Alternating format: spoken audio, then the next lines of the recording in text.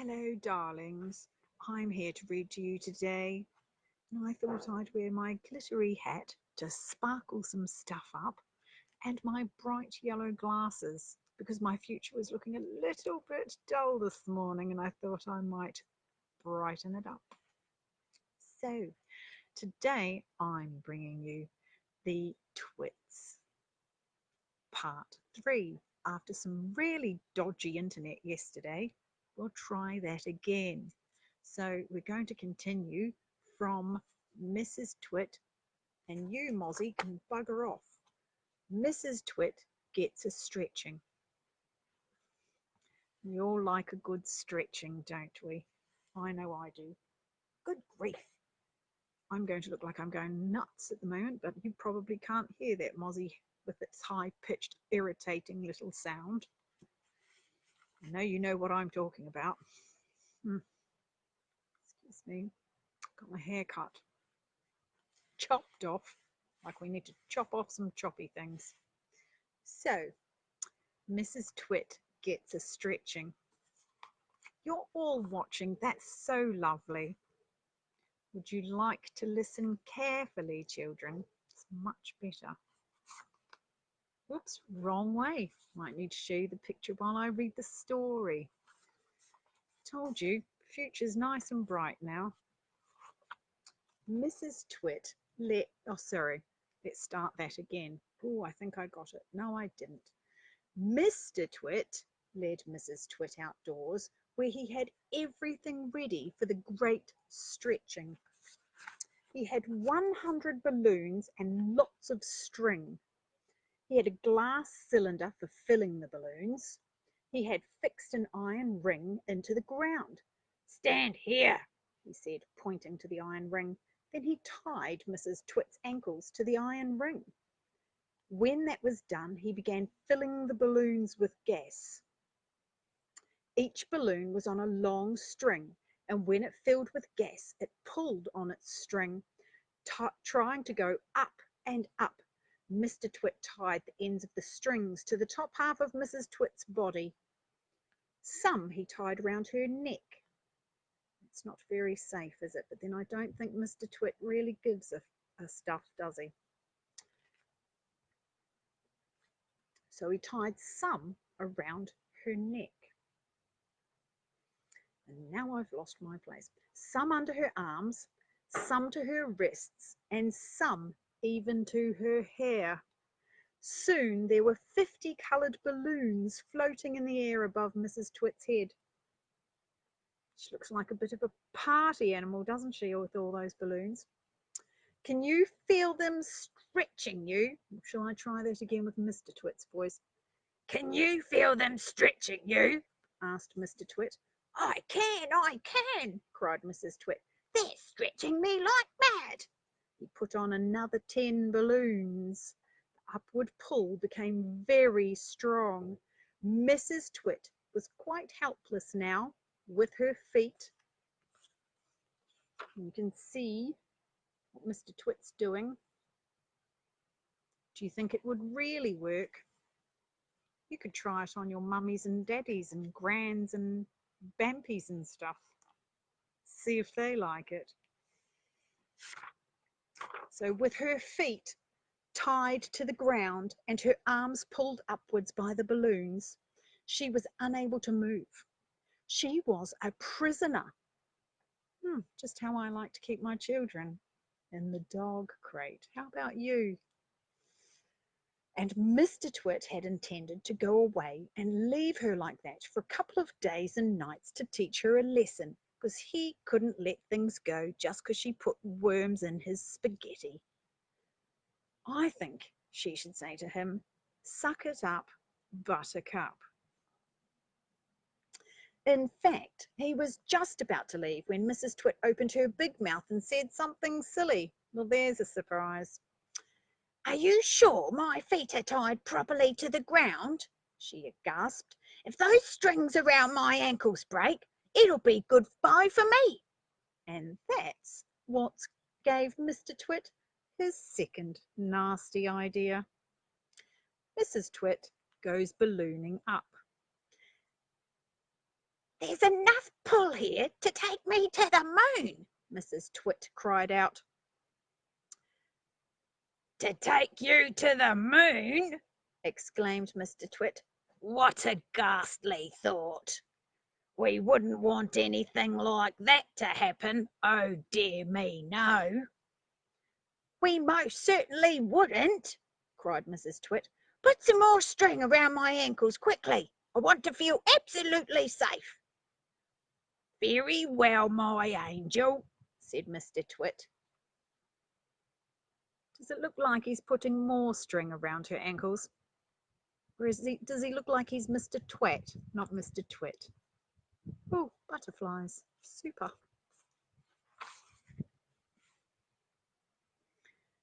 With a ghoulish grin on his lips, he knelt down at her feet. He took a knife from his pocket, and with one quick slash he cut through the strings holding Mrs. Twit's ankles to the iron ring. She went up like a rocket. "Help!" she screamed. "Save me!" But there was no saving her now. In a few seconds she was high up in the blue sky and climbing fast. Mr. Twit stood looking up. "What a pretty sight," he said to himself.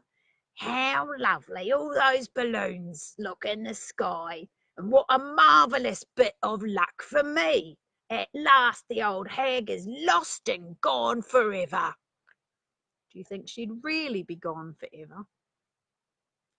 Who'd like to bet that Mrs. Twit gets Mr. Twit back?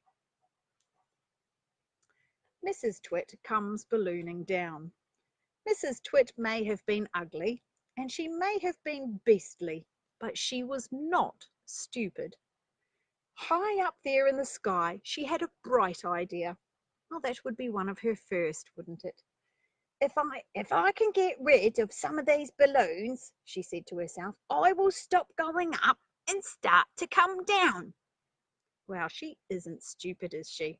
Just selectively, when she tries to do mean things to Mr. Twit.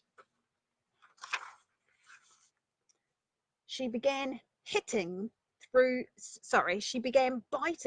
the strings that held the balloons to her wrists and arms and neck and hair. Each time she bit through a string and let the balloon float away, the upwards pull got less and her rate of climb slowed down. When she had bitten through 20 strings, mind you, she must have had teeth tough as old nails, she stopped going up altogether. She stayed still in the air. She bit through one more string. Very, very slowly, she began to float downwards. It was a calm day, unlike the beginning of mine. There was no wind at all, and because of this, Mrs. Twit had gone absolutely straight up. She now began to come absolutely straight down. As she floated gently down, Mrs. Twit's petticoat billowed out like a parachute, showing her long knickers. Goodness me, do you have long knickers? They might be like knickerbockers. But that's from the olden days, and you probably wouldn't know what that is. It was a grand sight on a glorious day, and thousands of birds came flying in from miles around to stare at this extraordinary old woman in the sky. Gosh, there's some super words in there, aren't there? Do you like saying super big, cool words? I like things like extraordinary and billowed and absolutely. Mr. Twit gets a horrid shock, and jolly well so he should. Mr. Twit, who thought he had seen his ugly wife for the last time because he's so hot himself, was sitting in the garden celebrating with a mug of beer. Silently, Mrs. Twit came floating down.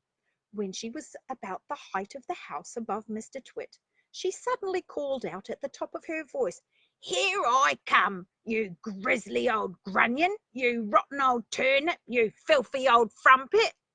Mr. Twit jumped as though he had been stung by a giant wasp, and it would have been ruddy good job if he had. He dropped his beer. He looked up, and I hope it was after 12 before he was having beer, quite frankly. But that's just my opinion. And gaped. He gasped and gurgled. A few choking sounds came out of his mouth. He said,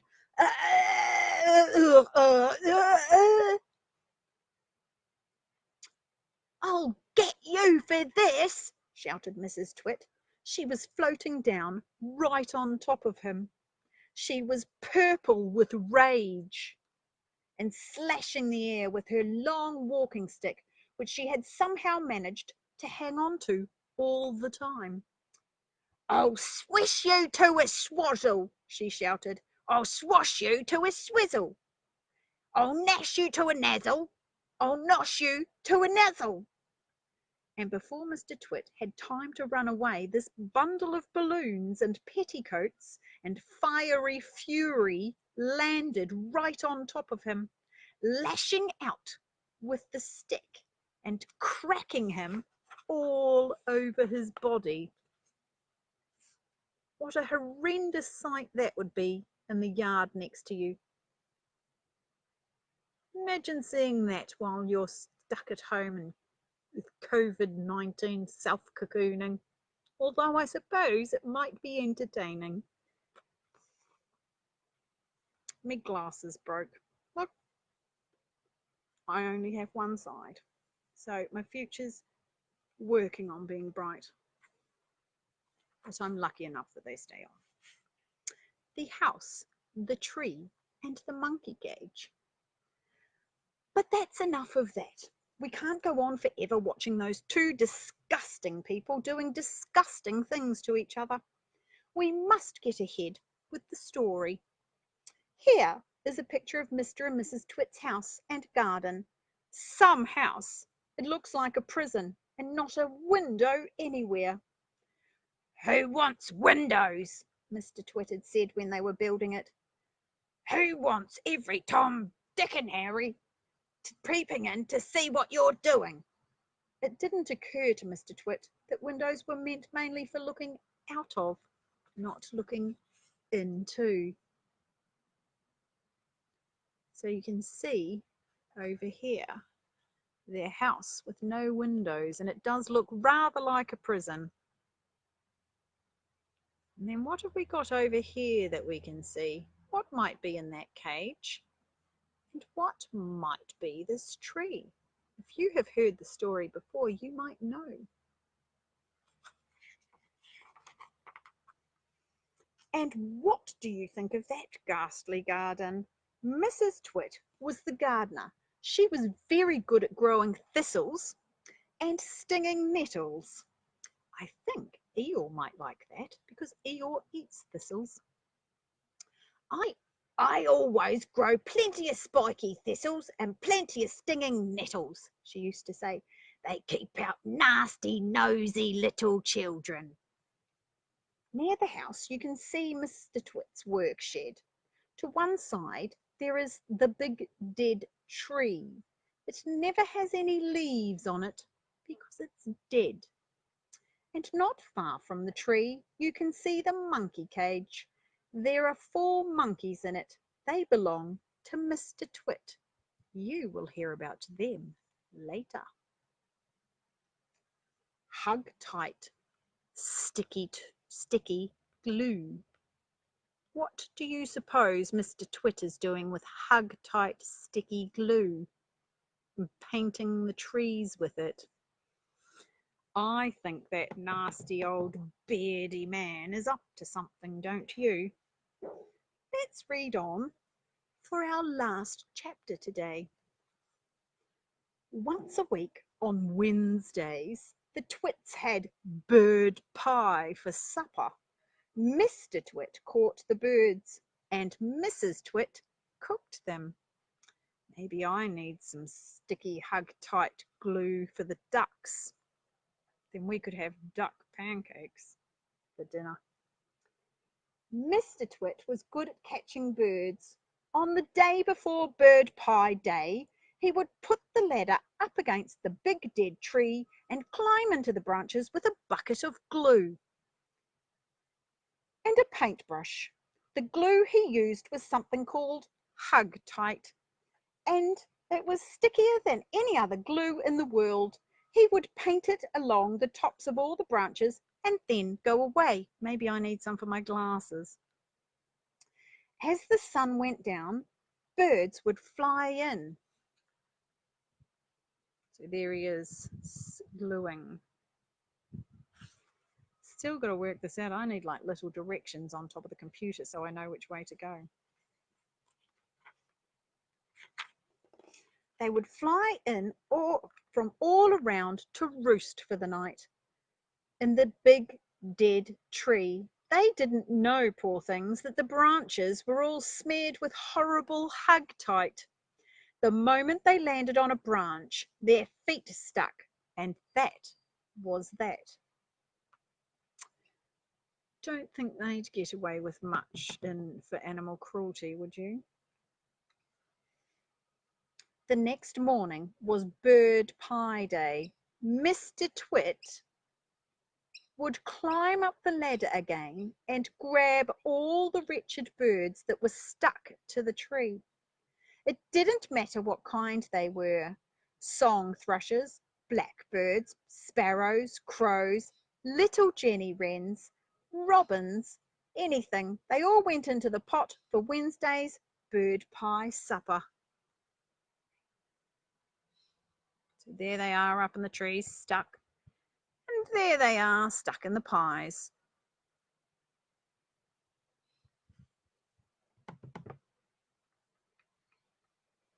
Shall I do one more chapter?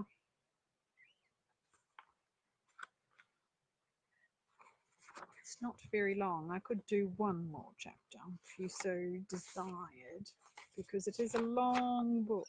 So it's going to take us a few days to get through this one. I will. 4 sticky little boys. Just what we love. That's why we ask our little boys to go and have showers, because we don't like sticky little boys, do we? We like clean boys. On one Tuesday evening, after Mr. Twit had been up the ladder and smeared the tree with Hug Tight, 4 little boys crept into the garden to look at the monkeys. They didn't care about the thistles and stinging nettles, not when there were monkeys to look at.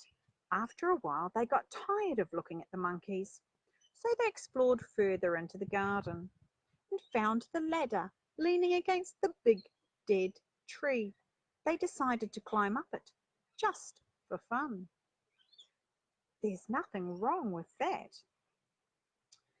The next morning, when Mr. Twit went out to collect the birds, he found 4 miserable boys sitting in the tree, stuck as tight as could be by the seats of their pants to the branches. There were no birds because the presence of the boys had scared them away. Mr. Twit was furious. "As there were no birds for my pie tonight," he shouted, "then it'll have to be boys instead." He started to climb the ladder. "Boy pie might be better than bird pie," he went on, grinning horribly.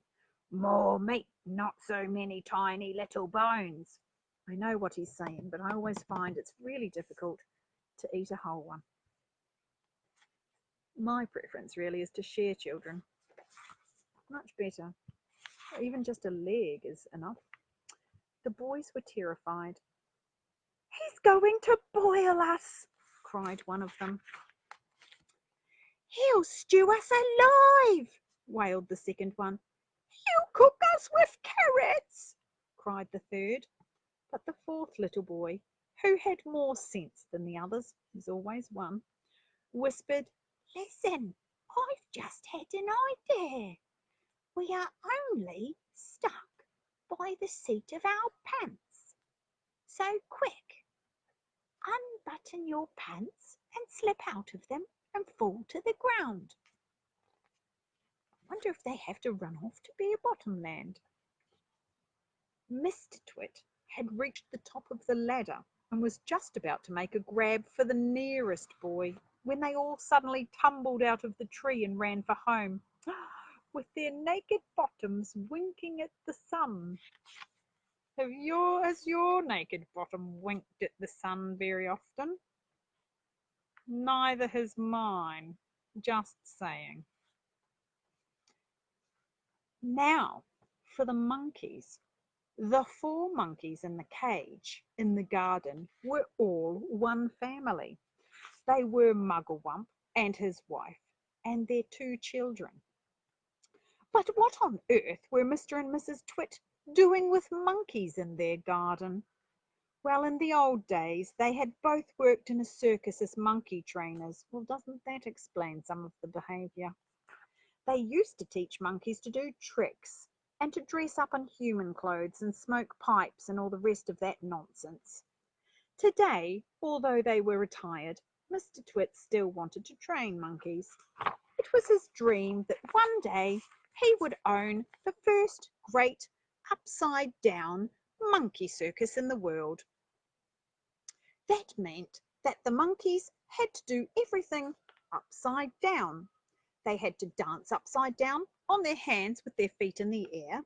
They had to play football upside down. They had to balance one on top of the other upside down, with Mugglewump at the bottom and the smallest baby monkey at the top. They even had to eat and drink upside down, and that is not very easy to do because the food and water has to go up your throat instead of down it. One would imagine, just from some random childhood experience, that it would go back down and then come out your nose. We used to hang over the side of the bed. Actually, probably shouldn't tell you this because don't try it at home. In fact, it is almost impossible, but the monkeys simply had to do it. Otherwise, they got nothing. All this sounds pretty silly to you and me. It sounded pretty silly to the monkeys too. They absolutely hated having to do this upside down nonsense day after day. Actually, I would feel the same because I think all the blood rushes to my head and I'm already crazy. It made them giddy, standing on their heads for hours on end. Sometimes the 2 small monkey children would faint with so much blood going to their heads. But Mr. Twit didn't care about that. He kept them practicing for 6 hours every day, and if they didn't do as they were told, Mr. Twit would soon come running with his beastly stick. Sounds like Mr. Twit's beastly. Never mind the stick. Beastly old beardy man, isn't he? All right, this has to super be the last one. I just realized that there's another chapter. Mugglewump and his family longed to escape from the cage in Mr. Twit's garden and go back to the African jungle. It's a new place. It's a jungle where they came from. They hated Mr. and Mrs. Twit for making their lives so miserable. Well, to be honest, I'm not really surprised. They all hated them for what they did to the birds every Tuesday and Wednesday. "Fly away, birds," they used to shout, jumping about in the cage and waving their arms. "Don't sit on that big dead tree. It's just been smeared all over with sticky glue. Go and sit somewhere else." It's them waving their arms all over, and they're stuck in a cage. I wonder if this is the roly-poly bird. But these were English birds, and they couldn't understand the weird African language the monkeys spoke. So they took no notice and went on using the big dead tree and getting caught for Mrs. Twit's bird pie. Then one day, a truly magnificent bird flew down out of the sky and landed on the monkey cage. "Good heavens!" cried all the monkeys together. "It's the roly-poly bird. What on earth are you doing over here in England, roly-poly bird?" Like the monkeys, the roly-poly bird came from Africa, and he spoke the same language as they did. "I've come for a holiday," said the roly-poly bird. I like to travel. He fluffed his marvellous coloured feathers, just like mine, except mine are black because they're slimming, and looked down rather grandly at the monkeys. For most people, he went on, flying away on expensive, but I can fly anywhere in the world for nothing. So why wouldn't you? Do you know how to talk to these English birds? Mugglewump asked him. Of course I do, said the roly-poly bird. It's no good going to a country and not knowing the language. Then we must hurry, said Mugglewump. Today is Tuesday, and over there you can already see the revolting Mr. Twit up the ladder, painting sticky glue on the branches of the big dead tree. This evening, when the birds come in to roost, you must warn them not to perch you on the tree, or they will be made into bird pie. Sounds quite disgusting, except that we eat chicken pie, so same. That evening, the roly-poly bird flew round and round the big dead tree, singing out, there's sticky stick stuff all over the tree. If you land on the branches, you'll never get free. So fly away, stay up high, or you'll finish up tomorrow in hot bird pie. He doesn't have a very good voice, does he? And on that note, we're going to finish today. Tomorrow, we'll pick up with No Bird Pie from Mr. Twit. So, remember, be kind, be compassionate, and be cool. Maybe keep cool till after cool. I'm so cool. Anywho, that was probably really bad, and I can't really remember it. So if somebody else could show us exactly how it was, that would be great. But you'd probably have to be a Kiwi. Anywho, toodle pip till tomorrow. Have fun, people.